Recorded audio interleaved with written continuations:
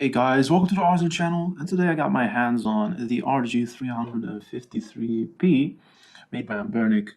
This here is a well-crafted device, of course, like they always do. They make very good quality devices, and they continue their trend in that direction. This time with a device that resembles very closely a controller of a SNES US release type controller with the rounded edges, as you can see over here, and the inclined design, as you can see. It feels very comfortable in the hand. I wouldn't say it feels like an SNES controller when you press the buttons, because the buttons are not very wide, or I say big size, and concave and convex, as normally they are on a US release SNES controller. It's definitely something like aesthetically very pleasing, and a lot of people are jumping on the hype train of nostalgia. But this device has a lot more to offer than that as well, and that's why I want to share my experience about this device with you guys, because it's packed full of features that you might want to check out, and that is what I'm going to be doing today. And I can spoil for you guys already that this device definitely is one of the best ANBERNIC handhelds that I've laid my hands on, if not the best, because I haven't had my hands on a RG552 as well as a Win600. These two devices I have not tested out yet, so I cannot talk about those. But for all the devices that I've put my hands on, I think this device is the best advancement in the right direction. It even has stacked shoulder buttons that people are always raving about. They love stacked shoulder buttons, and I do as well, because they really make a big difference compared to when the shoulder buttons are adjacent to each other. It has HDMI out, it has dual boot Android and Linux, so you can just pop out an SD card and then boot into Android, the internal SD card that is labeled over here as internal, as you can see over here. This one labeled as internal. If it's populated, it will boot into Linux. If it's not populated, it will boot into Android. And there's no dedicated button for dual boot, but it's very nice nonetheless to have this around. And I do recommend you to get a pouch for this device. Over here I got a pouch. This is for PS1000 or PSP 1000, sorry, and it has been treating me very well. As you can see, I can just put it in there and then close it up, and it is safe, and you can just slide it into your pocket.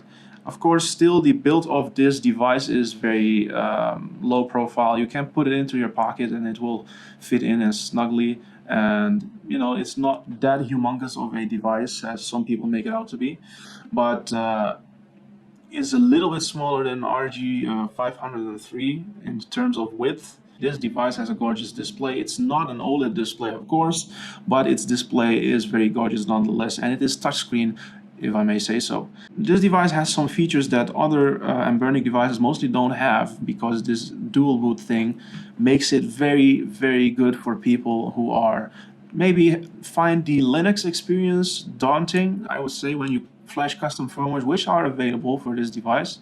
I did not even look at the original operating system. That's how bad I think they are. So, I just tested it out a little bit, but for the rest, I'm not really giving it any thought. So I'm not really going to deduct any points for that one, for the operating system that comes with it for Linux. But you can just put on it GLOS and DRA and stuff like that, and then you're good to go. I prefer personally DRA because it was a very good experience. As of up to date now, I don't think RKOS is out for when I am recording this video, and it might be not at the same date when this video is released, so you might take my word with a grain of salt. Actually, even though out of the box, the Linux operating system is not really a great experience, but you can always rely on Android, and that operating system is actually well polished, to be honest. It wouldn't blow your mind in terms of performance. Let's say even though it has Dolphin emulation and Aether SX2 emulators installed on it, pre-installed, it doesn't work for 3D games. You can play 2D games on them, but for 3D games, you're really gonna get some bad, dismal experience. And that's kind of a lost opportunity to have the higher specs in there. But in terms of specs, it's very similar to an RG503, except that the RAM memory is just 2 GB instead of 1. As well as the dual boot feature being there, of course. The description has all the specifics about the specs and stuff like that, so you can just check it out if you wanted to, but I'm not going to get too technical in this video. I'm more talking about my experience and how I like this device or dislike this device, you know, in terms of my review. Now, what I really like about this device and the experience, and I can show it on the screen in front of you over here, is that you can put filters on 2D games. So instead of having the usual blocky or pixelated experience that you have on, let's say, Game Boy Advance or Nintendo DS, you can actually turn on a filter called HQ2X, and that makes it all more streamlined. It's like an anti-aliasing, but then even more crisp. So it's really nice to look at in terms of it being a modern handheld, actually emulating retro systems. So I think that really kind of makes the experience even more interesting to me, because I love messing around with those kinds of settings. If possible, as well as I noticed that N64 emulation on Android is being very good, and also you can use custom textures, modded textures, at least up until 1080p textures on there. Don't use 4K because that will really hurt the performance. So just use 1080p textures and you'll be fine. I've tested out Majora's Mask remastered textures with 1080p resolution.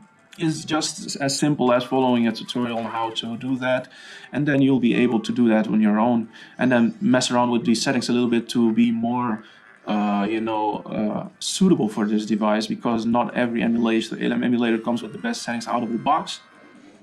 So this device can run that, and that was something that was a very pleasant surprise to me. I'm very happy with that. So the performance is just about right for those kinds of consoles. Also, PSP emulation on PPSSPP was not out of the box very well optimized, so it kind of was a bummer. But then I found out that you can just tweak the settings a little bit from the information that I got online on the internet, and I've been able to get Tekken 6 to run full speed on this device, which is something, you know, very nice. I noticed that, of course, because there is no Google Play, they preloaded the device with a lot of paid apps and emulators that you normally wouldn't be able to get unless you pay for them. I have paid for them and I own all those emulators that are on there, but if you don't, then probably it's better to consider supporting those developers on your actual phone if you have an Android phone, and or use it as is. I'm not going to question the legality of that stuff, it's not my job, but I own all those apps, so I have a clear conscience in using them. They are very good apps on there. Beside RetroArch, you can use RetroArch, no problems, but I prefer to use the apps that are standalone, and I have a list of those apps on a home screen and stuff like that. I don't use a launcher because it hurts the performance of the device and uses about more RAM memory mostly, so I usually go with the usual Android stock launcher that is on the device, which is lightweight and snappy. And also that is the main reason why there's no Google Play or Google services on this device. It's because the RAM memory is not sufficient for all that stuff, and they want to keep it as snappy as possible, which the experience is. This is running Android 11. It is a good experience for a device with 2 GBs of RAM. You know, I would really feel like it is a 4 GB device in terms of RAM, in terms of how it runs. It is snappy, it is very good performing, and I don't have any complaints about that. Of course, it is subpar when it comes to the Powkiddy X18S, but once again, those controls are so bad that I cannot recommend it out of the box unless you do some heavy modifications. But this device here has really good controls out of the box. It is the ANBERNIC staple controls that everybody has grown to love with the Nintendo Switch analog sticks. These are clickable, recessed into the body, and they are manufactured differently than a Nintendo Switch analog stick.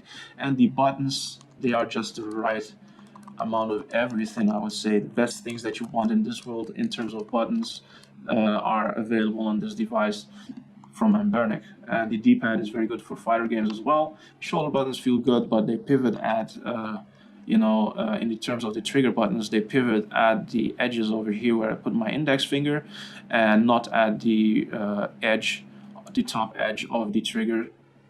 So it kind of feels weird, but you can get used to it. It's absolutely no issue. It does not affect gameplay. When I hold this device anyways, I hold it like this and I just press it with the inside of my index finger, let's say the middle portion of my index finger, and it feels good. And then, it's a good experience in my opinion. Let's talk a bit about the ports before we get back into Android and my experience with it. The ports on the top, we have the HDMI port, the reset button, as well as the volume rocker, an OTG port, and a DC port for charging. This device has a 3500 mAh battery, but it has lasted with me for around 4 hours to 5 hours in terms of gameplay on Android. We have two SD card slots. Of course, as I said, the population of the internal SD card slot determines which booting you're doing. The external SD card slot is common between Android and Linux, so that is good.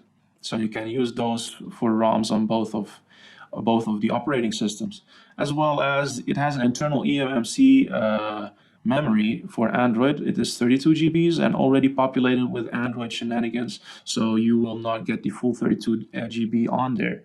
But it is nice and welcome to have nonetheless. It has two speakers, down-firing speakers, stereo setup, and it has a down-facing 3.5mm audio jack. And I like that a lot because I don't like having an audio jack plug pointing upwards and then drooping behind my handheld. I don't like that, so this is a good thing. On the sides, we have it all flush. And on the back, we have two anti-slip pads, I would say, when you're transferring games from your PC over to your Android device, for it not to slide off your desk or something like that, rather than any comfort factor to them, to be honest. I don't think there is any adhesive oozing on the back that I have experienced. I don't really have sweaty hands, or it doesn't really get hot on the back, so I wasn't really too worried about that. And I've used it for quite a lot of time. Many hours were put into this over 2 weeks. It might happen down the road, but you can always clean that up and stuff like that. And I don't think that's a common issue with a lot of people. Since you have an HDMI port, it's very nice to plug it into your TV once you want to have a multiplayer session. It has Bluetooth. The connectivity is very good. I've used, ironically, an 8-bit DOE controller on this one. I tested it out on my TV screen, and it has been good and working very well. There is a function to map buttons to the touch screen of the device. It has not been a great experience, to be honest. I'm not going to say that that is a good experience. It has not, because when you map it to the screen and then swipe up, from down to upwards, it gets squished, and then it all gets jumbled up. All the setup that you have done is kind of ruined, and then when you go back to the game, it just is misaligned. So that's not a good experience. A lot of the emulators do a great job because you can just map them and stuff like that. They also auto-detect most of them, so that's also a good thing. But the native games mostly are like struggling to detect the gamepad on this device. So in Half-Life 2, for example, I've tested it out and I am missing some buttons to be able to play the game and shoot a gun at all. So that was a bad experience, and I cannot do anything about that to map it back to the shoulder buttons. Now, I've tested native Android apps on this device, and a lot of them have been kind of a hit or miss situation because Google Play is not involved in this. And they cannot detect the optimum apps for or gaming apps for your device, the right version. So you have to scour the internet for the right version for this device, and I have not been able to be getting that for episode 2 of Sonic 4, for example. I have not been able to get it to run on this device, as well as GTA San Andreas. I've not been able to get it to run. I have been able to get Half-Life 2 to run, and Mario 64 port with render 96, as I've mentioned. But of course, those have been subpar experiences as well. If they had an internal app for switching over to Xbox or PS3 controller modes like the GPD-XD has, or the Powkiddy X18S has, then it would have been a better experience, because then you can switch over between different modes of controls that different apps would detect. Now, what I didn't mention is Dreamcast emulation. I used Redream, and it has been running quite well in the games that I have tested out, like Sonic Adventure and Rayman 2: The Great Escape. It has been running really well, so you can be assured of that part as well. Now I'm going to talk a little bit about my GameCube experience. I tried to run Wind Waker as well as Super Smash Bros. Melee, and I have been getting like a 20 FPS, 15 FPS kind of ballpark thing. And for 2D games like Force Swords and stuff like that on the GameCube, it works well. But, for 3D games, it doesn't work that well. But when we're talking about PS2, the same applies. we can say that 2D games run really well and 3D games, they run very bad, but still very surprisingly very close to something that might be fixed in the future, or something that might be improved upon in the future if a custom firmware comes out for Android and a custom ROM comes out made by different developers, which pull out the full power out of this device. I'm guessing the developers of ANBERNIC did not optimize it so greatly for this device, so there is some potential to be pulled out of this device. That is what I assume if I look at their way of developing Linux and stuff like that, and its experience compared to the custom firmwares that can come out. So that's my rough estimate. I'm not a operating system developer, so I cannot tell you for sure or give you a guarantee, but we might be looking out for that into the future, seeing how that goes, and I would wish for the best. Fingers are crossed. Oh yeah, of course, there are two buttons that are kind of new on this device. We have the power button over here, as well as the function button. For Linux, it's considered a function button, but in Android, this is the back button, and that has been very nice because you don't want to swipe up every time and then press the back button on screen. So this back button has been very nice, and of course, it doubles as a sleep button for both operating systems as usual. My main operating system that I've been using is Android, of course. If you heard me talk about that a lot, and I have talked a lot about the Linux counterparts, you might want to check out the RG553 operating system kind of deep dive, or if you may say so. And that is also, that kind of gave you the gist of how that feels with custom firmwares and stuff like that. It's very similar on this device because it's pretty much the same except some small differences that are quite significant actually. So I would also say that mostly I am complaining about Android when it comes to input lag, but on this device this is not something that I have experienced or an issue that I have faced. So the Android experience has been very good. This device has a 5 GHz Wi-Fi chipset inside of it, as well as Bluetooth chipset. It has been very good in terms of the connectivity, but I wouldn't recommend it to play Moonlight streaming or streaming services on it because of the aspect ratio, unless you're emulating on your PC and you want to stream that to this device.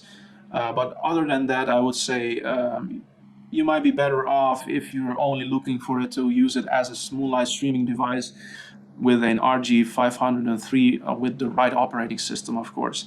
If you are looking for an all-rounded device with a extra bonus of being able to stream games and stuff like that, then this device definitely is up your alley. But not for a solely streaming device. I wouldn't recommend it, no. And as an emulation device, it is really a great device. But for what it is, and of course I absolutely adore the controls and the comfort on this device. So that is something you cannot find on certain high-end devices out there easily with the right amount. And I hope ANBERNIC goes into this direction forward, and I hope they get more into kind of a budget powerful device and stuff like that, more at this ballpark when it comes to the price. Links are in the description down below if you want to check the pricing currently, because it can change and stuff like that. I haven't told you that in this video. And also I would like to say that if you are not a fan of the SNES aesthetic, there is a black one out there with a smoky finish. It's translucent, so and it has black buttons and stuff like that with some accentuations that are colored, and it looks very nice in my opinion for people who don't have the nostalgia factor when it comes to SNES. This is a very good development in the right direction when it comes to ANBERNIC. If you want to wait for a device that's more powerful, definitely ANBERNIC has learned a lot from manufacturing devices, and I can see it in their devices over and over again. So you can wait for that if you wanted to, but this device definitely is good for anything that is underneath the belt of GameCube, Wii, and PS2 emulation. Anything up that is not possible, but anything below that really does a great job on that. And if that's what your focus is, then definitely this device is for you. If not, then maybe stick to your phone until a better device comes out. I have not tested out the ANBERNIC and stuff like that because I can't get my hands on them because of the shipping times and stuff like that. I keep canceling it. So we'll be seeing when I get my hands on that one in the future. I hope you guys enjoyed this video and found it helpful. If there's anything you want to ask in the comments down below, and I'll be trying to reply to every comment out there. I love you guys. See you guys in the next video that I'll be making. Bye bye.